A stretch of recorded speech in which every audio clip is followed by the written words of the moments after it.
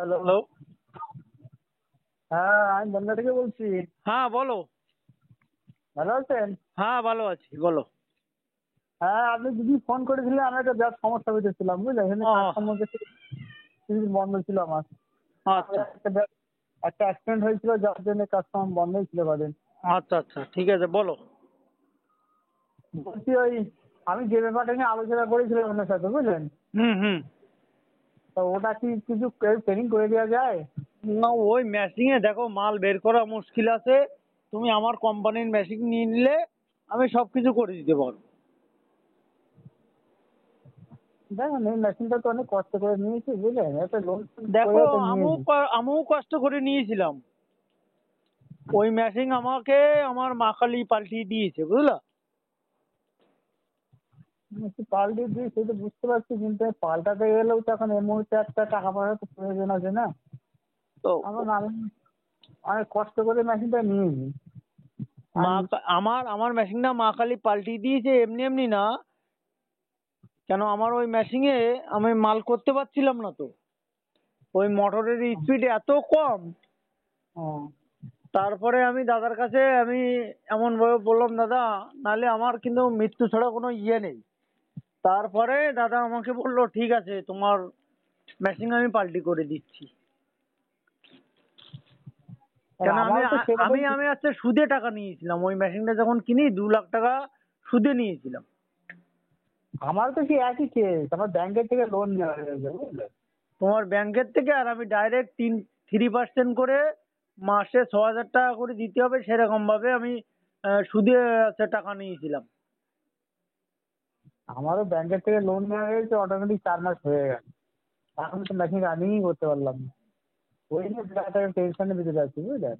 আর ওই আর যে সেই বাপি জন্য বাপি আছে, বাপিকে রেখেছে কেন জানো? বাপি তো তৃণমূলের একটা সোর্স আছে, ওর পার্টিগত ইয়ে আছে। ওর নাম্বার আমার কাছেও আছে, বাপির। আহ, দেখো, আমি কারো ভয় পাই না। কিন্তু যে তুমি এই যে গরিব মানুষ, এই যে ঢুকে যাচ্ছ, মানে আমি ব্যাকফুটে চলে যাচ্ছ। আমি দাদা খুব সমস্যার ভিতরে আছি, বুঝলেন? সমস্যা আপনাকে বলে বোঝাতে পারবো না।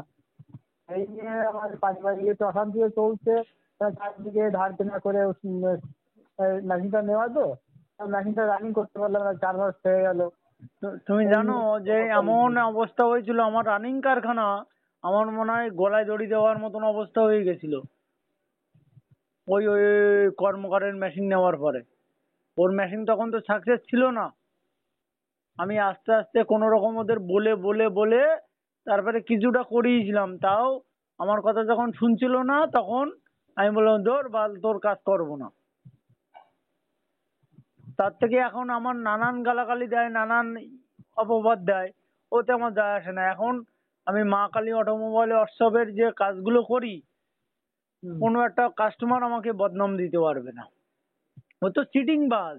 ও যাকে ধরবে তাকে বলবে, আমি তোমার পিছনে আছি, তোমার ব্যবসার পিছনে আছি। ওই তো কিন- সেই কথাতে, ওই কথা দিয়েই তো মানুষকে ফুটিয়ে ফেলে ও। আমরাও তো সেই ভাই পড়ে গেলাম না। এখন যেগুলো ভিডিও ছাড়ে, ভিডিওতে কত বড় বড় ডায়লগ দেয় ও। আমি গরিবের বন্ধু, গরিবের পাশে আছি, আমি সবসময় আপদে বিপদে আছি, সুবিধে অসুবিধা হলে আমি আছি। কিন্তু ফোন করলে ফোন ধরে না, ফোনে পাওয়া এই যায় তো না। দেখো, ওর কি বলবো, ওর ফোনের নাম্বারও কোনো ঠিক নেই। আমি কি বলবো, ওর যে জন্মের ঠিক আছে কিনা আমিও তাও জানি না। এইটুক কথা বলে এখন তো দিলাম। আর কথায় কয়, এখন কথার পরিপ্রেক্ষিতে সেই জিনিসটা চলে আসে মুখে। কারণ যে যেমন ব্যবহার করবে সে তো তেমন শুনবে না। হুম হুম। এই যে আমাদের কাছে যে ভালো ব্যবহার পাচ্ছ, কত রকম গালিগালা করছি পিছনে। কিন্তু এই যে অভিশাপটা, অভিশাপ তো লাগবেই ওর। ওর অভিশাপ এই যে ওর আমার ছেলের পরেই আছে, ওর অভিশাপ ওর ছেলের পরেই আছে। ও এই ধূপকাঠির যে মেশিন আমাদের করতো। সে ধূপকাঠির হ্যাঁ, মেশিন, বাংলাদেশ থেকে লোক এসে আমার কাছেও বলে গেছে যে ও ধূপকাঠি মেশিন সাকসেস নেই। ধূপকাঠি মেশিন নিয়ে আমার একটা বন্ধু আছে খারাপ পজিশনে বাংলাদেশে, ও, বুঝলা। হুম, তো ও ধূপকাঠি মেশিনেও সাকসেস পজিশনে নেই। আর আমার এখানে আচ্ছা, এই একটা বাংলাদেশের লোক, তারপরে আরেকটা ঢুকলো। ঢুকার পরে তাকে হুম। বারবার করে ফোন করছে, একটা বেল ফ্রি দেবো, মোটর ফ্রি দেবো, এত গ্যারান্টি দেবো, এরকম ভাবে বলছিল। ট্যাঙ্কির বছর গ্যারান্টি এত দিন। ও তো ডায়লগই দেয়, ধূপকাঠির ব্যাপারে তো ডায়লগ দিচ্ছে, দুটো মেশিন নিলে একটা মেশিন ফ্রি। ও তো বাড়িতেও ঠিক করে থাকে না, ও তো বাড়িতে ঠিক করে থাকলে ও তো মার্ডার হয়ে যাবে। এইরকমই কারণ অবস্থা, কাস্টমাররা ও যেভাবে ইয়ে করে। ওর যে বাড়িটা কোথায় তাও তো জানি না। একদিন গেলাম আমরা বটে ঠিকই, কিন্তু ওরও দেখা পেলাম না, ওই ফোনে ফোনে ফোনে ফোনে আমাদেরকে নিয়ে ওই গেল। চিটিংবাজদের বাড়ি ঘর ঠিকানা থাকে না। তাই তো দেখলাম, কিন্তু ঘটনা হচ্ছে যে সেটাতে পড়ে গেছি, এখন তো মরণ ছাড়া কোনো গতিই নেই দেখছি। কারণ আপনি যদি একটু উদ্ধার করতে পারেন একটু দেখেন না। ঘটনা হচ্ছে আপনি যেটা প্রস্তাব রাখলেন বুঝলেন, কারণ এই মুহূর্তে একটু সম্ভব হয়ে উঠছে না, ওই যে মেশিন পাল্টে মেশিন নেওয়া। দেখো, কারণ আমি এইটুক ছাড়া আমি আর কিছু করার নেই আমার। কি বলতো, আমি ওই ওই মেশিন, ও শালা ওই এই গরুর গাড়ির হেডলাইট আমি ধরবো না, ও ঘটনা ধরবো হচ্ছে না। ওই রকম এমনি ফার্স্ট। ম্যাক্সিমাম জায়গায় সব আটকে আছে, সুন্দরবনেও আটকে আছে সব। আমি নাম্বার যদি চাও আমি দিয়ে দেবো। যখন বাংলাদেশ থেকে নাম্বার। আর একটা কাস্টমার ঢুকেছিল, তখন আম, আমাদের হচ্ছে দক্ষিণ চব্বিশ পরগনার একজন কে নাম্বার দিয়েছে যে বলো মা কালীর মেশিন খারাপ। বলে না, মেশিন খারাপ না, মেশিনটা আমি বিক্রি করব, আমার কারিগরটা সব চলে গেছে, তার জন্য বিক্রি করব। ও শালা এমন ঢ্যামনা। তুই এখন তো পয়সা বুঝতে পারছিস, ওর মধ্যে সিটিং বা ছেলে হয় না। অল্প বয়সী ছেলে যে অত সিটিং বাজি করেও ওই ব্যবসা করছে। ওর আচ্ছা রক্তের থেকে চিটিং বাজর। সেটাই তো বোঝা যাচ্ছে যে 15 বছর বছর বয়স বয়স থেকে যে ব্যবসা লাইনে চলে গিয়েছে, সে সিটিং বাজি না করলে কি আছে কি করে ও যে এতদিন টিকে আছে তাই বলতে হয় ভালো। টিকে আছে ব্যবসায়। নানা ধুলাগড়ের একজন ওকে রড দিয়ে মারতেই গেছিল জানো, ধুলাগড়ের একটা লোক, হাওড়া ডিস্ট্রিক্টে বাড়ি তার। আর উনিও বলেছে যে আমার সামনে যেদিন পাবো ওকে শেষ করেই ছাড়বো। মানুষের তো এরকম প্রতারণা করলে সেগুলো রেখে যাবেই, সে তো মারতে যাবেই। হ্যাঁ, কথা কথা আজ আমার সাথে যা করলো, ও যদি আমার সামনে করে আমি তো সহজে ছেড়ে দেবো নাকি। বনগাঁয় মেশিন যাচ্ছে আমি দেখতে পাচ্ছি, কেন আমি তো ইউটিউবে ভিডিও দেখি। আমার কোম্পানির ভিডিও আমি আমি যা ছাড়ি, কোম্পানি পাঠাই, আমি সেটাও দেখি, আমার কোম্পানিরটাও আমি দেখি। কিন্তু ও যে এরকম করে, আমার কোম্পানির নামে ও গালাগালি করে। ও তো একে অপরের যে ব্যবসা করতে গেলে যেটা ধর্ম, না, ও তো করেই তাই সবাই। বলে নোংরা ভাবে গালাগালি করবে? ওটা ঠিক না। সে ব্যবসা সাইটে ব্যবসা ক্ষেত্রে সে দম তো থাকবেই, একে অপরের প্রতিদ্বন্দ্বী সে থাকবেই। খুব সাকসেসফুল আছে আমাদের মা কালী অটোমোবাইল ওয়ার্কশপ। আর ও তো কোথা দিয়ে কিভাবে তৈরি করছে, ওটা সাকসেস না। কিন্তু ঘটনা কি জানেন, আমি ওকে ফোন করে করে, ফোন তো ধরে না। হুম, আমিও নতুন নতুন নাম্বার দিয়ে ফোন করেছিলাম কয়েকবার। এবার করার পরে ও আমাকে একটা মিস্ত্রি পাঠালো। হুম, তারপর পাঠিয়েছিল একটা মিস্ত্রি বুঝলেন। হুম। ওই আচ্ছা ভালো নদিয়ার বাপি, শান্তিপুরের বাপি। না না পাবি না। তাহলে তো তারপরে আর একটা ছেলেকে পাঠিয়েছিল, কিন্তু সে ছেলেটা মিস্ত্রি হিসেবে খুবই ভালো। ওই তাহলে হচ্ছে ওই সোনারপুরের আছে দেবু। না না, ওর বাড়ি আপনার আমাদের এই কাছাকাছি বাড়ি। ও বাড়িটা বললো আপনার গোপালনগরে বাড়ি। গোপালনগর টগর ওর কোনো ট্রেনার নেই আমি জানি। ট্রেনার কিনা জানি না, ও বললো আমি ওই কর্মকারে কাজকর্ম করি, হুম। ওটা কাজকর্ম করি। আর তা বাদেও বাইরে কাজ করে। বাইরে? বাইরে বাইরে হ্যাঁ ওর মানে কোনো বাইরে কোনো মেশিন গেছে, কোনো রাজ্যে মেশিন গেছে? না বাইরে বলতে কি মানে অন্যের মেশিনে কাজ করে। অন্যের মেশিনের কাজ করার ক্ষমতা কারণ নেই, একমাত্র এই শুভঙ্কর সরকার ছাড়া। তাও আমি কোনো কোনো কোম্পানির কাজে যাই না আমি। এখন আমাকে যেটা যে বললো, ঠিক আমি তো জানি না, আমাকে বললো যে হ্যাঁ, আমি কর্মকারের হয়ে অন্য মানে যেখানে যেখানে পাঠায় আমি যাই, যে কাজটা শিখিয়ে দিয়ে আসি। সেইভাবে আমাকে একদিন আমার এখানে পাঠিয়েছিল। আচ্ছা, তাই যদি হতো তাহলে তোমরা ইউটিউবে ভিডিও দেখতে পারতে না? আর আমি বাইরে বাইরে যেখানে যাই, যে এয়ারপোর্টে নামি, যে স্টেশনে নামি, সবগুলো ভিডিও কিন্তু আমি ইউটিউবে আছে। দিল্লি বলো, হরিয়ানা বলো, রাজস্থান বলো, সব আমার আছে ইউটিউবে ছাড়া আছে, আমার কোম্পানিকে দিয়ে দিই আমি।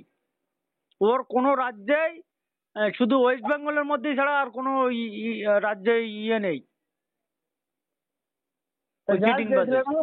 যাই হোক যে ছেলেটাকে পাঠিয়েছিল সে কিন্তু মোটামুটি পাতা তৈরি করেছে, কিন্তু আবার উনুনের একটু সমস্যা ছিল বলে বললো ও কাকা আমি এই উনুনের সমস্যা বলে আসবে, এটাই হচ্ছে ওর কথা।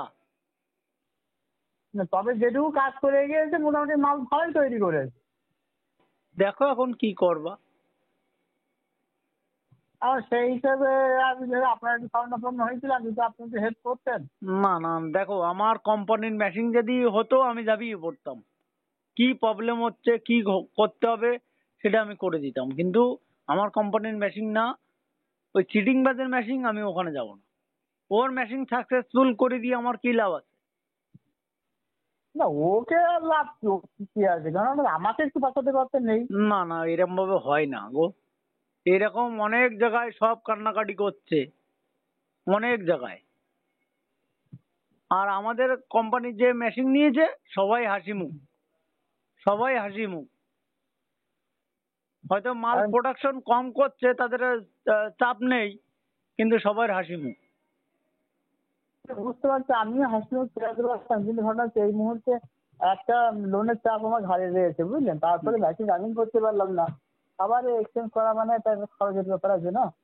এই মুহূর্তে আমি পেরে উঠছি না, যার জন্য ভেবেছিলাম যে আপনাকে দিয়ে যদি একটু ম্যাচটা রানিং না করে নিতে না পারতাম। না না, ওই রকম ভাবে আমি কোথাও যাই না। দেখো ওই ওই কোম্পানির মেশিন আমি সাকসেসফুল কেন করতে যাব আমি? আমার একটা কোম্পানি পুরো আমাকে কার্ড সহ আমাকে বাইরে বাইরে পাঠায়, যা কোনো অসুবিধা আমাকে সে দেখে, আমি কেন তার কোম্পানির মেশিন আমি সাকসেসফুল করতে যাব? এটাই হচ্ছে ব্যাপার। না আমার হয়ে যদি একটু উপকার করতেন তাহলে না খুব না ভালো না হতো। না, এটা হয় না কোনোদিন। আমি দেখো নুন খাবো না তাও আচ্ছা, যে নুন খেয়েছি সেই নুন আমি ফেলবো না। মানে ফেরার কথা আপনাকে বলছেন, আপনি ফেলবেন কেন?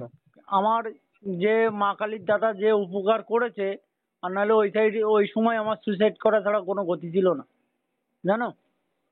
না আপনি তো বললেন, তাহলে আপনার ব্যাপারে দাদার সাথে আলোচনা করি। এছাড়া কি করেছেন না করেছেন জানি না, আপনার দাদা ফোন করেছিল আমাকে। হুম। না, বললো, আমি হ্যাঁ ওটা বলেছিলাম যে আপনি একটু ফোন করুন, তো ওই দাদা বললো যে 1 লাখ কত 40 না 30 জন বলেছিল, সেটা নিয়ে আমি তোমাকে ফোন করেছিলাম, তুমি ব্যস্ত ছিলে, ফোন তোমার হয়তো ওয়াইফ ধরেছিল। হ্যাঁ একদম ধরেছিল, আমি সেদিন হুম। যে মেশিনে ছিলাম, মানে মুড়ি হ্যাঁ, মেশিনে ছিলাম। তা বলে ওইটা যদি আমাকে দেয় তাহলে আমি ওটা চেঞ্জ করে দিয়ে করে দিতে পারবো। তখন তুমি আমার এখানে 5-10 দিন থেকে তুমি ট্রেনিং করে যাও, আমি তোমার কাছে 5 পয়সা নেবো না। এক্সচেঞ্জ করতে কেমন খরচ?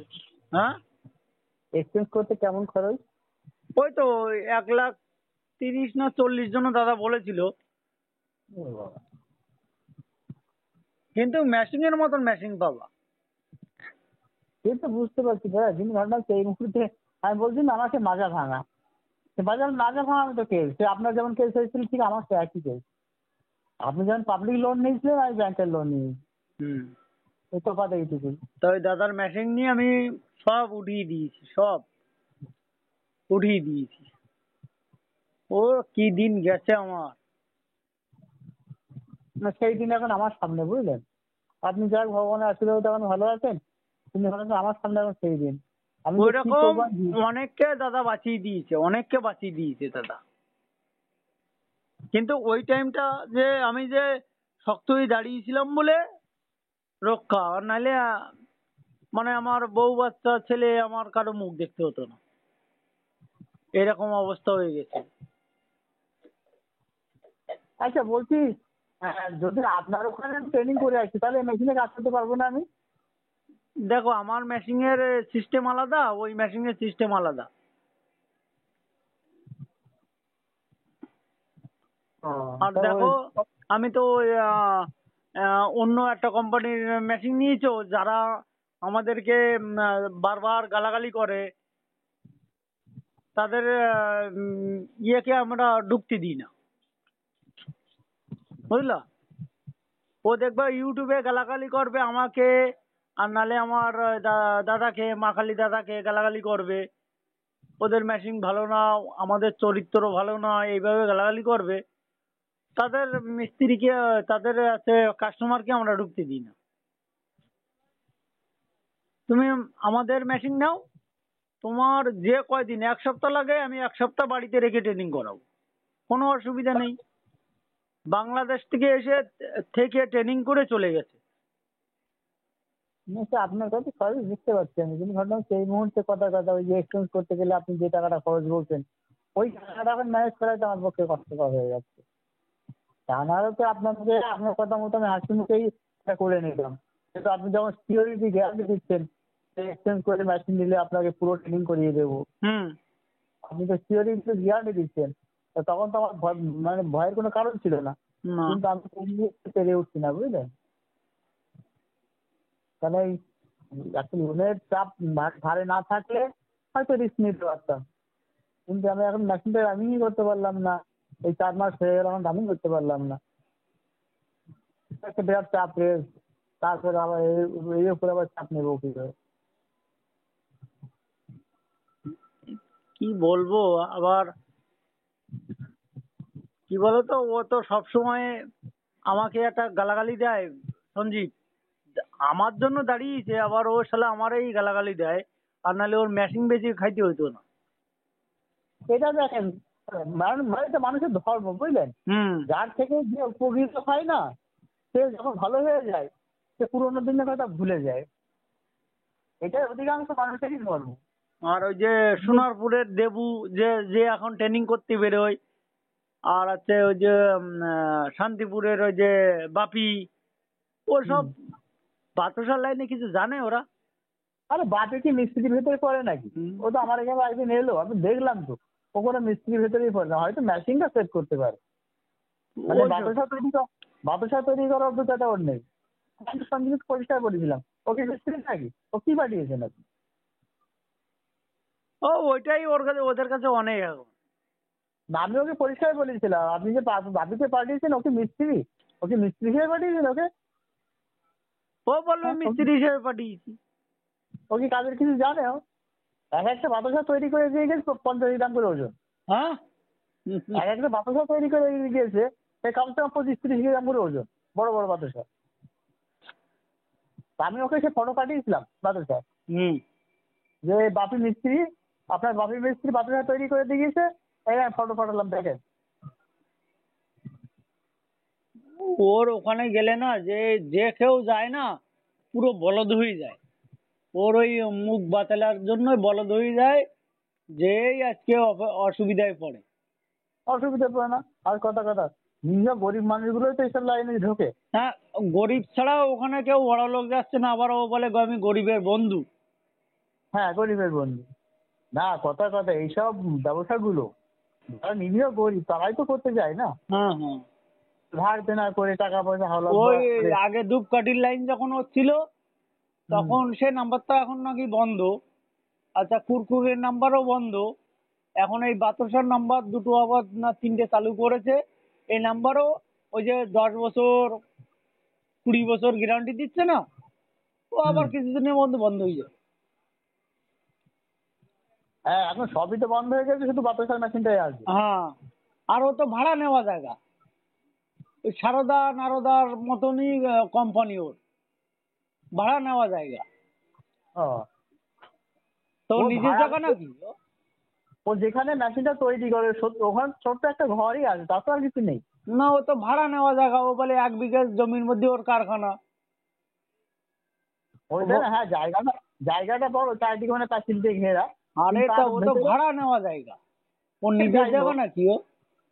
সে যাই হোক, ওখানে কি একটা ঘর আছে, না না, ওখানে ইউটিউবে মানে বলে যে ওর আছে নিজের জায়গা।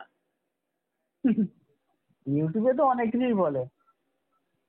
আর আমার কোম্পানিতে গেলে না,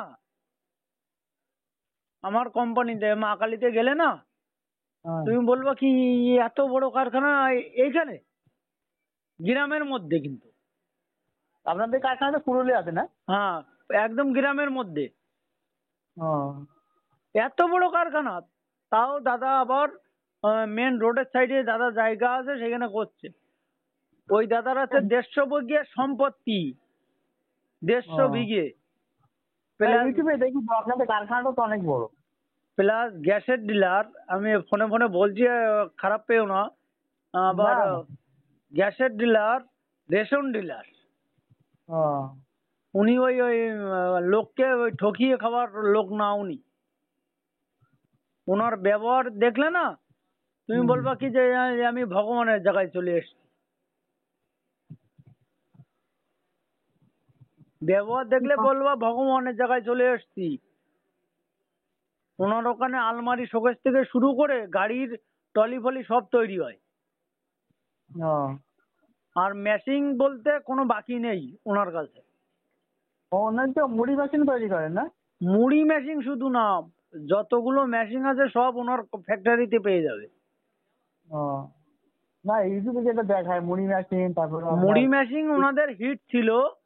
এখন হুম, বাতাসা মেশিন, আবার কি ওই যে গাড়ির যে জলের ট্যাঙ্কি হয়, গাড়ির যে টলি হয়, সব ওনাদের ওখানেই তৈরি হয়। ও, আবার ইদানিং বলছে হয়তো আপনার ওই নকুলদানা মেশিনে তৈরি করবে। হ্যাঁ, নকলদানা মেশিন তো ওনার তৈরি শুরু হয়ে গেছে। নকলদানা মেশিন কতগুলো বিক্রি হয়ে গেল। ও, না ইউটিউব দেখি তো, এখন বলছে 15-20 দিনের ভিতরে চালু হবে। না না, ওটা হয়তো অনেক আগের ভিডিও দেখেছে। নকলদানা মেশিন, ওনার মেশিন আমার কাছে আছে তো। ও, প্রথম আমলে যখন করেছিল সেই মেশিন আমার কাছে আছে একটা। আচ্ছা। এখন আমাকে বাঁচার উপায় কি বলেন একটু দেখি, কিছু করা যায় কিনা সেটা বলেন। কি করব দেখো, ওই মেশিনে লোক, তুমি ওই মেশিনে আমি কোনো সাপোর্ট দিতে পারবো না। যদি ওই রিফ্লেক্স যদি করো, তুমি 1 সপ্তাহ আমার এখানে ট্রেনিং করো, তারপরে আমি তোমাকে ইয়ে করতে পারবো, তাছাড়া আমি কিছু করতে পারবো না। আমি খুব অসহায় হয়ে গেলাম বুঝলেন। অসহায় আমিও পড়েছিলাম এক সময়। দেখ আপনার সে অসময়ের কথাটা ভেবে আমার দিকে একটু তাকান। এখন আমি তাকাতে পারবো না, কেন কি বলতো, তুমি যদি ওই মেশিন যদি নিয়ে নাও, তোমার সময় হুম। আমি ফিরিয়ে দেবো। যত কষ্ট হোক, তোমার সময়তে আমি নিয়ে চলে আসবো। কিন্তু ওর মেশিনে আমি ওই মানে মুততে পারলে বাঁচি। সে বুঝতে পারছি আপনি আপনার ক্ষোভে বলছেন কথাগুলো। হবে স্বাভাবিক না, মানুষের তো। হবে না। আমার মেশিন দিয়েছিল, শালা সাকসেসফুল দেয়নি। তারপরে আমি আর আমার ছেলে কেটে কুটে মেশিনটা সাকসেসফুল করেছি। আমার বাড়িতে ওয়েল্ডিং মেশিন থেকে শুরু করে এন কোনো মেশিন নেই যে আমার বাড়িতে নেই। তো ও কি বাড়া মেশিন বানাবে? ওর মিস্ত্রিকে আমি বলে বলে তারপরে কিছুটা লাইনে এনেছিলাম। তারপরে আমি বলছি তুমি এই চায়না পার্টস গুলো পাল্টাও, হেভি হুম। ডিউটি পার্টস দাও। ও ও আমার কথা শোনে না। আমি তোর বালের কোম্পানি মতি, বুঝলা মেন। ওকে কিছুগুলো মেশিন আমি বিক্রি করেছিলাম। আমি তখন ওর কোম্পানিতে ইয়ে করতাম। আমার বাড়িতে ওর না আসলে ওর খাওয়া ঘুম হতো না। তো যখন আপনার থেকে ওই বাড়িতে সিটিং বাজি আপ- শুরু করেছে, আমি বলি তোর আহ, কোম্পানি মুতি বাড়া। আপনার বাড়িতে আসতো? হ্যাঁ, প্রথম প্রথম যা যত ভিডিও আছে সব আমার আমার আহ, কারখানার। আচ্ছা। তা আমার কথা শোনেনি বলে সৌরে বাচ্চারা আমি বিদায় করেছি।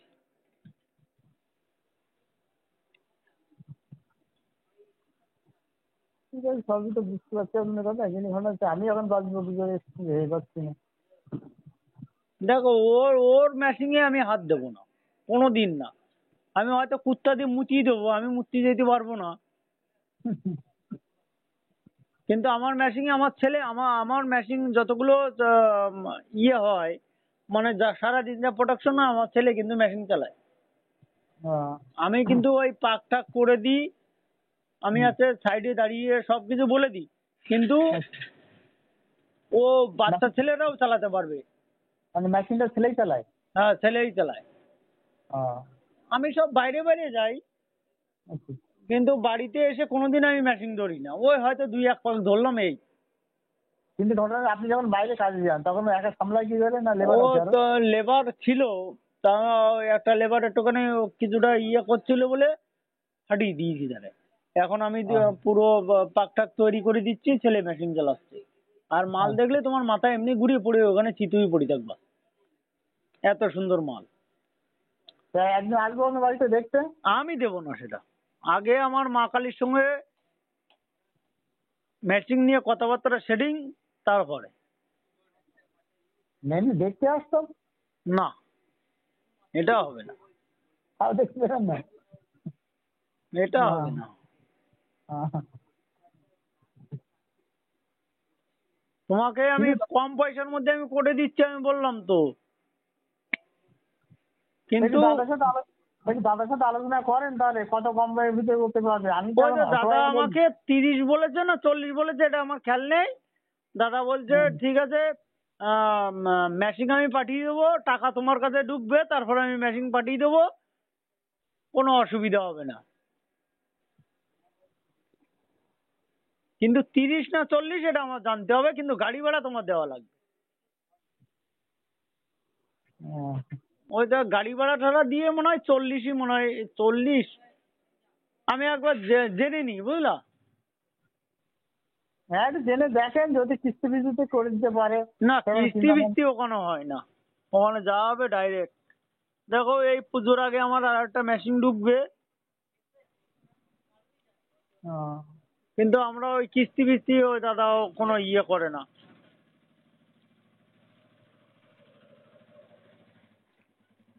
আমি তো এই মুহূর্তে অপারক হয়ে যাচ্ছি বাবা। সবাই আবার আমার 4টে কারিগরের কাজ চলতো, বুঝলা, 4টে কারিগর।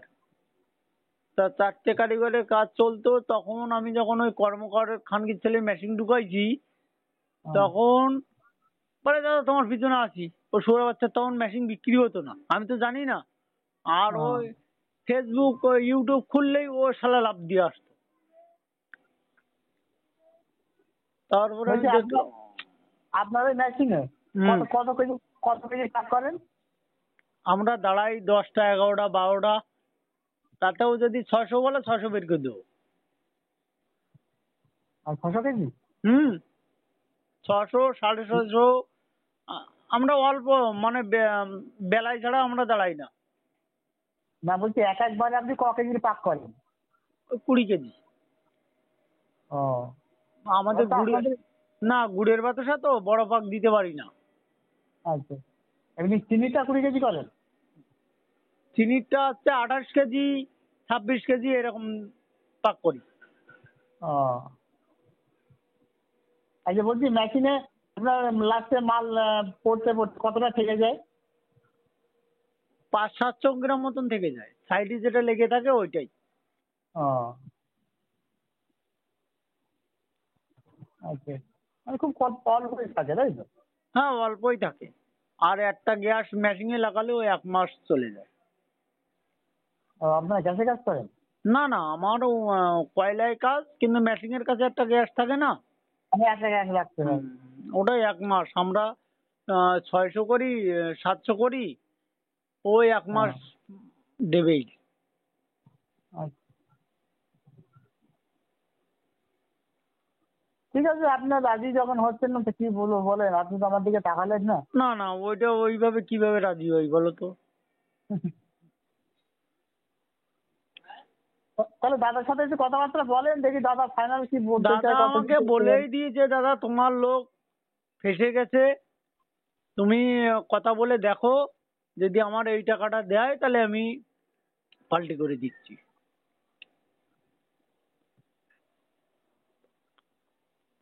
কেন, ওর মেশিনের ট্যাঙ্ক তো ঠিক নেই। আর কোনটা ঠিক কোনটা ভুল সেটা তো আমরা জানি না এখন, বুঝলেন। আমার মেশিনের ভিডিও পাঠিয়েছিলাম তোমারে। না, পাঠাননি। পাঠান তো দেখি। হোয়াটসঅ্যাপে হাই লিখে পাঠাও, আমি পাঠিয়ে দিই। আচ্ছা, ঠিক আছে। দেখো আমাদের মেশিন এত হেভি ডিউটি, একটা জিনিস কোনো কিছু আমাদের অসুবিধা নেই। ঠিক আছে, আপনার মেশিনটা হোয়াটসঅ্যাপে পাঠান, আমি হাই লিখে পাঠাচ্ছি। হুম। ওই হাই লিখে পাঠাতো।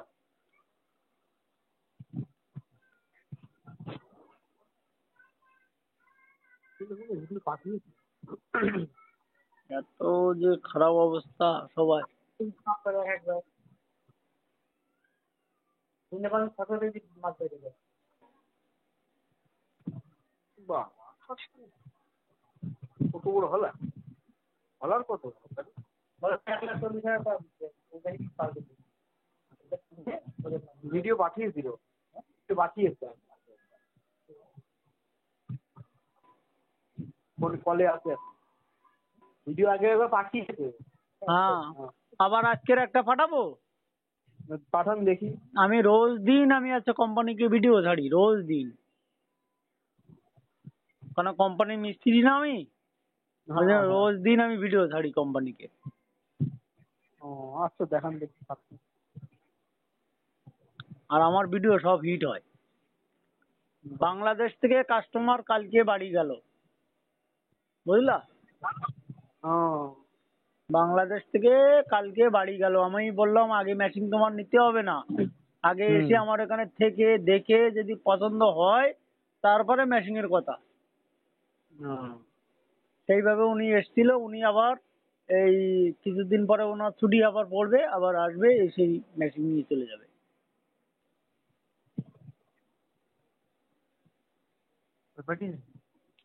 আগে আর একটা পাঠাবো, পাঠাচ্ছি, একটু হাইলিকে পাঠাও।